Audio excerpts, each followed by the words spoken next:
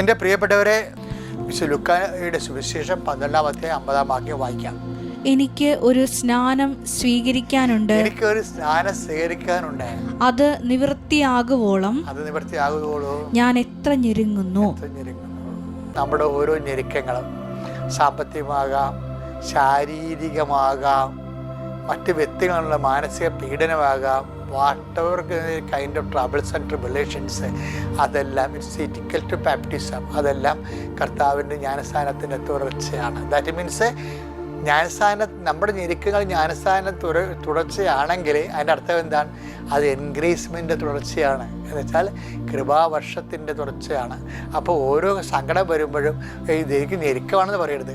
ഞാൻ ജ്ഞാനസ്നാനത്തിൽ പെട്ടിരിക്കുന്നു, കർത്താവിനെ എൻഗ്രേസ് ചെയ്തുകൊണ്ടിരിക്കുന്നത് നമ്മൾ നന്ദിയോടെയാണ് ക്ലേശങ്ങൾ സ്വീകരിക്കേണ്ടത്. Okay, thank you. അപ്പോൾ ഹാവ് എ ഗുഡ് ഡേ. കർത്താവ് നമ്മളെ അനുഗ്രഹിക്കട്ടെ. Praise the Lord.